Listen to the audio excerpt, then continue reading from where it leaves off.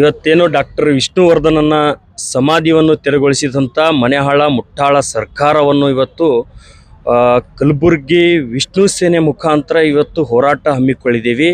ಅದು ಯಾವ ರೀತಿಯಿಂದ ಹೋರಾಟ ಅಂದರೆ ಶಾಂತಿಯುತವಾಗಿ, ಸಮಾಧಾನವಾಗಿ, ಶಿಸ್ತತೆಯಾಗಿ, ಬದ್ಧತೆಯಾಗಿ ಜಿಲ್ಲಾಧಿಕಾರಿ ಮುಖಾಂತರ ಇವತ್ತು ಮಾನ್ಯ ಮುಖ್ಯಮಂತ್ರಿಯವರಿಗೆ ಮನವಿ ಕೊಡ್ತಾ ಇದ್ದೇವೆ. ಯಾವುದೇ ಕಾರಣಕ್ಕೂ ಸಮಾಧಿಯನ್ನು ತೆರವುಗೊಳಿಸಿದ್ರಿ ಅದು ಸಮಾಧಿಯನ್ನು ಮತ್ತೆ ಕೂಡ ನಿರ್ಮಾಣವಾಗಬೇಕಂತಂದು ಇವತ್ತು ವಿಷ್ಣು ಸೇನೆ ಹೋರಾಟ ಕೈಗೊಂಡಿದ್ದೇವೆ. ಮುಂದಿನ ದಿನದಲ್ಲಿ ಕೂಡ ಇದೇನು ನೀವು ತೆರವುಗೊಳಿಸಿದ್ರಿ ಇದು ಮನೆ ಹಾಳತನ ಕೆಲಸ, ಚಲನಚಿತ್ರಕ್ಕೆ ಅವಮಾನ ಮಾಡಿದಂಥ ಕೆಲಸ, ದೊಡ್ಡ ಕಲಾವಿದರಿಗೆ ಅವಮಾನ ಮಾಡಿದಂಥ ಕೆಲಸ. ವಿಷ್ಣುವರ್ಧನ ಕುಟುಂಬ ಭಾಳ ದೊಡ್ಡದು. ಇವತ್ತು ನಾಡ ನುಡಿ ಜಲಭಾಷೆಕ್ಕಾಗಿ ಚಲನಚಿತ್ರಗಳು ಮಾಡಿದಂಥ ವಿಷ್ಣುವರ್ಧನ್ ಅವರು ಅಂಥ ವ್ಯಕ್ತಿಗಳದನ್ನು ಇವತ್ತು ಸಮಾಧಿ ಕೂಡ ನಿಮಗೆ ಸಾಲ್ತಾ ಇಲ್ಲ ಅಂತಂದರೆ ಇವತ್ತು ಕಲಾವಿದರನ್ನು ಧ್ವಂಸ ಮಾಡಿಕೊಂಡ್ರಿ ಅಂತ ನಾನು ಹೇಳ್ತೀನಿ. ಇವತ್ತು ಕರ್ನಾಟಕ ನವನಿರ್ಮಾಣ ಸೇನೆ ಕಾರ್ಯಕರ್ತರು, ಕಲಬುರಗಿ ಕನ್ನಡಪರ ಸಂಘಟನೆ ಇವತ್ತು ಒಗ್ಗಟ್ಟಾಗಿ ಅವ್ರ ಜೊತೆ ನಿಲ್ಲುವಂಥ ಕೆಲಸ ಮಾಡ್ತೀವಿ.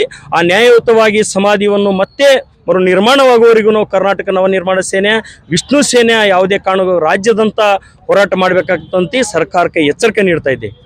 ಸರ್ಕಾರಕ್ಕೆ ಕಿವಿನೂ ಕೇಳಿಸ್ತಾ ಇಲ್ಲ, ಕಣ್ಣು ಕಾಣ್ತಾ ಇಲ್ಲ. ಸರ್ಕಾರಕ್ಕೆ ಒಂದು ಏನೋ ಕಲಾವಿದರ ಮೇಲೆ ಏನೋ ದ್ವೇಷ ಅದ ಅಂತ ನನಗೆ ಅನಿಸ್ತಾ ಇದೆ.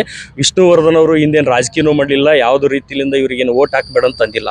ಓಟ್ ತೊಗೊಂಡವರು ಎಲ್ಲ ಅಭಿಮಾನಿ ಕಡೆಯಿಂದ ಓಟ್ ತಗೊಂಡು ಎಲ್ಲ MLA ಆಗಿದ್ದಾರೆ, MP ಆಗಿದ್ದಾರೆ, CM ಆಗಿದ್ದಾರೆ. ಆದರೆ ಇವರಿಗೆ ವಿಷ್ಣುವರ್ಧನ್ ಬಗ್ಗೆ ಇಷ್ಟೊಂದು ಕಾಳಜಿ ಇಲ್ಲ ಅಂತಂದರೆ ಇವರು ಏನೋ ದುರಾಡಳಿತ. ಹಾಗಾಗಿ ಈ ಸರ್ಕಾರ ಎಚ್ಚೆತ್ತುಕೊಳ್ಬೇಕಂಗೆ ನಾನು ವಿನಂತಿ. ರವಿ ದೇಗಾಂವ್, ಕರ್ನಾಟಕ ನವನಿರ್ಮಾಣ ಸೇನೆ ಜಿಲ್ಲಾಧ್ಯಕ್ಷರು, ಕಲಬುರಗಿ.